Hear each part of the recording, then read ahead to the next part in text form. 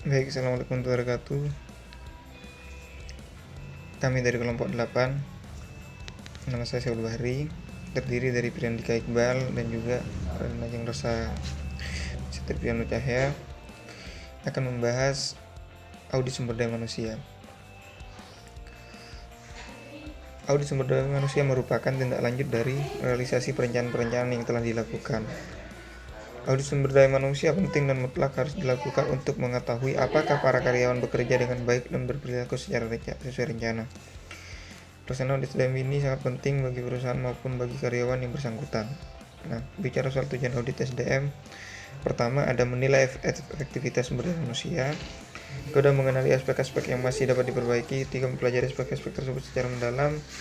Menunjukkan kemungkinan perbaikan serta membuat rekomendasi untuk pelaksanaan perbaikan tersebut. Saya akan menjelaskan manfaat audit. Di sini manfaat audit dibagi dua, yaitu satu, manfaat audit bagi perusahaan, yang dimana yang pertama untuk mengetahui presentasi karyawan, yang kedua untuk menetapkan besarnya kompetensi karyawan bersangkutan, yang ketiga untuk mengetahui kreativitas dan perilaku karyawan, yang keempat untuk menetapkan apakah karyawan perlu dimutasi atau vertikal atau horizontal dan atau diberhentikan. Yang kelima, untuk mengetahui apakah karyawan itu dapat bekerja sama dengan karyawan lainnya.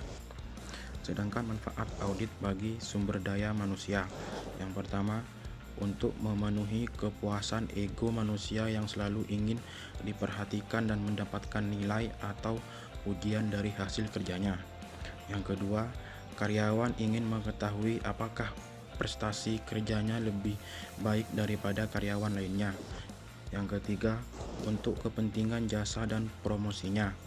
Yang keempat, mengakrabkan hubungan para karyawan dengan pimpinannya. Selanjutnya, pelaksanaan audit sumber daya manusia. Pelaksanaan audit sumber daya manusia dilakukan oleh atasan langsung dan manajer urusan sumber daya manusia baik secara individual maupun kolektif. Yang ketiga, audit sumber daya manusia dilakukan secara formal dan informal baik langsung maupun tidak langsung atau laporan tertulis.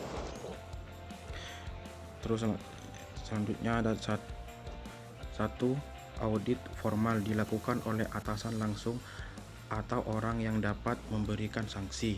2. Audit informal dilakukan oleh masyarakat sehingga tidak dapat memberikan sanksi, tetapi penilaiannya sangat objektif, jadi perlu diperhatikan penilaian formal sebagai masukan. Demikian, terima kasih. Selanjutnya, saya akan menjelaskan tentang tindak lanjut audit SDM. Audit SDM baru ada artinya jika ada tindak lanjut dari hasilnya.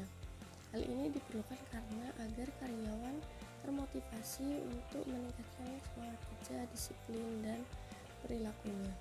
Jika nilai auditnya baik, maka tindak lanjutnya adalah dengan menaikkan gaji, mempromosikan, serta mendapatkan penghargaan. Sedangkan jika nilai auditnya jelek, bisa dengan tidak menaikkan gaji dan diberhentikan. Pelaksanaan audit SDM untuk mendukung kegiatan-kegiatannya, maka diperlukan pembatasan terhadap aspek yang akan diaudit. Garis besar, prospek audit SDM dilakukan terhadap fungsi SDM di mana yang berkaitan dengan kegiatan-kegiatan SDM, yaitu perencanaan, perekrutan, penyeleksian, pelatihan, serta evaluasi kinerja SDM. Dan dari kelompok kami, kurang lebihnya mohon maaf. Wassalamualaikum warahmatullahi wabarakatuh.